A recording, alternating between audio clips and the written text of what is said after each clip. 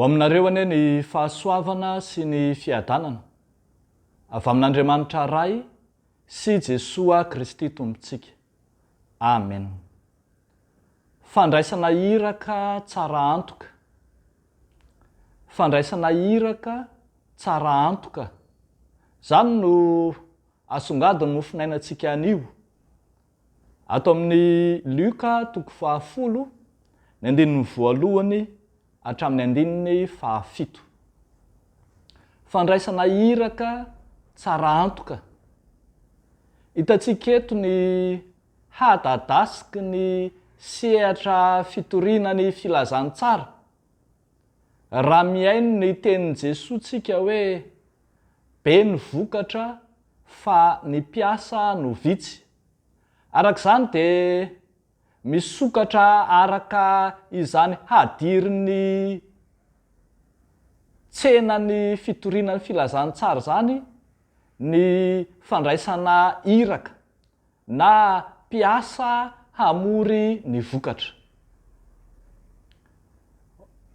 Misokatra ho an'ny lehibe mihitsy ny fitorianany filazantsara satria isika mahafantatra ny vinan'i Jesoa Kristy, ny vinan'Andriamanitra momba ny famonjena, fa raha tsy voatory amin'izao tontolo izao ny fanjakan'Andriamanitra dia tsy ho tonga ny farany. Noho izany dia misy karazana recrutement d'embauche ataon'Andriamanitra ho amin'izay iraka. Iraka tsy andeha anjambany anefa fa iraka tsara antoka manana ny voniny. Iraka izay horaisin'Andriamanitra feno antanana ny momba azy. Iraka izay izy Andriamanitra no hiantoka ny amin'ny fanirahana azy manontolo. Tsy sanatria andeha anjambany ireo iraka ireo, fa iraka tsara antoka, iraka mahavita tena, hiantohana araka izany. Raha mijery zao tsika ohatra, rehefa irahana andeha hamory ny vokatra ireo iraka ireo, dia hitantsika fa hiantohana feno ny momba azy, hiantohana ny fiarovana azy. Zany tenin'ny Tompo eto hoe indro zao maniraka anareo tahaka ny zanak'ondry ampovoan'ny ambodia. Misy miantoka zany ny sécuritény, ny ainy amin'ny izay iraka ataony, ka na dia hamakivaky alon-drano sy fahafatesana aza dia tsy anatahotra izy satria ilay mpaniraka azy no miantoka an'izany. Fa tsy izany ihany, fa hitantsika koa ny amin'izay hiantohana n'Andriamanitra ny momba ny maha-olombelona azy. Raha mijery eto tsika dia irahina ireo iraka, kanefa dia tsy hahatsiaro tena ho toy ny vahiny any am-pandehanana any izy ireo, ka dia tsy avela hitondra akory na dia ny kitapom-bola na ny kitapom-batsy na kapa na fiarabana olona, fa ataony toy ny efa toy ny mpianakavy ihany, ka misy ny azo raisina momba n'izany. Fa raha mijery tsika mamarana n'ity mofinaina ity, raha mijery tsika dia hitantsika fa mandray fiadanana izay anirahana ireto iraka ireto. Raha misy tokantrano mandray anareo dia tonoina eo aminy ny fiadanana. Fa raha dinihantsika dia tsy ho an'izay mandray ny iraka ihany ny fiadanana, fa ho an'ilay iraka ihany koa. Zany no hitantsika eto manao hoe raha misy zanaky ny fiadanana ao dia tonony aminy ny fiadanana tononinareo.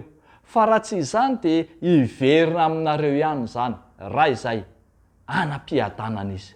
Fa faharoa amin'ny 15 dia hoe ary mitoera ao amin'izany trano zany ka mihinana sy misotro izay zavatra omeny fa ny mpiasa miendrika hahazo ny karamany.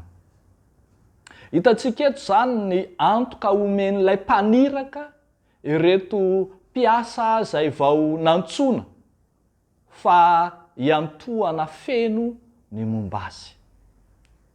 Misy tokoa ry havako malala misy karazany ny fanompoana an'Andriamanitra.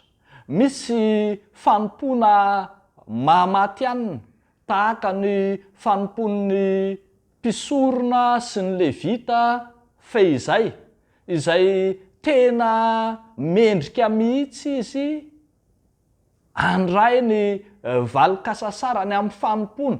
Eny, mendrika mihitsy azy handray ny karamany. Dia hoy ny soratra masina manao hoe izay mitory filazantsara dia aoka ho velomin'ny filazantsara. Misy zany ny adidintsika fiangonana amin'ny famehezana ny anjara tokony ho an'ireny mpitory filazantsara matianina ireny, ka hihevitra mandrakariva izay hiantohana azy amin'ny lafiny rehetra. Zany tsara ny hitantsika, isika fiangonana no solotenan'Andriamanitra, ny rahan'Andriamanitra hiahy sy hiantoka ireny mpanompon'Andriamanitra matianina ireny. Fa misy kosa ny fanompoana izay tsy mahamatianina, kanefa dia ambara eto fa misy valikasasarana izy dia ny fiadanana izay omen'Andriamanitra azy. Ao amin'ny fiangonana ihany koa misy fanompoana maro ataon'ny kristianina rehetra, ataon'ny sarababeny mpino, tahaka ny fanompoana mahadekona, ny fanompoana mahampiandry, ny mahampitoroteny, ny fanompoana mahampandray fanasany tompo any anivon'ny sampana samihafa any. Fanompoana izay noraisina amin'Andriamanitra avokoa zany tsy mamatianina, tsy andraisana karama sy tamby valim-pity, kanefa ampanantenan'ny soratra masina fa hisy fiadanana ho raisina.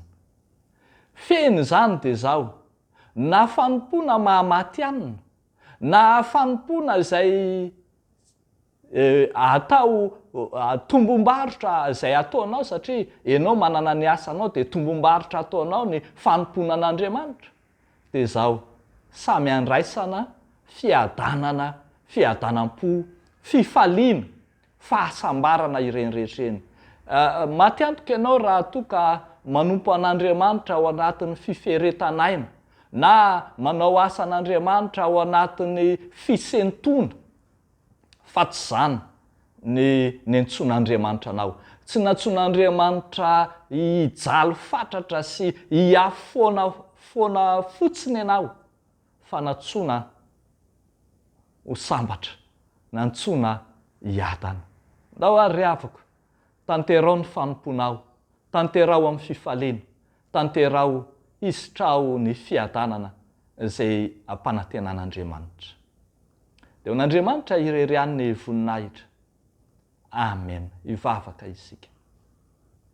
Andriamanitra rainay izay any an-danitro, misaotra anao izay ny amin'ny fiadanana zarainao, ny fifaliana, ny fahasambarana, ny fiadanam-po izay tsy ananan'izao tontolo izao kanefa omenao anay. Misaotra anao izay satria tsapanay marina tokoa fa mihevitra anay mandrakariva ianao. Misaotra ny amin'ny teninao izay manome antoka ho anay, ny amin'ny fitorinan'ny filazantsara, miantoka anay ny amin'ny fanomponay rehetra. Dia mivavaka izahay ho an'ireo mpanompo samihafa amin'ny andraikiny samihafa izay vao nantsonao, ireo izay vao manavao ny fanompona indrindra, mba hanana faharesen-dahatra tsy miovaova, satria fantatray fa ianao ny momba azy. Dia mivavaka izay Tompo ho an'ny ireo izay sahirana amin'ny fivelomana, ireo izay mitady asa ankehitriny, ireo izay very asa, ireo izay mitaraina fatratra, mitaraina mafy noho ny fiakatry ny vidim-piainana.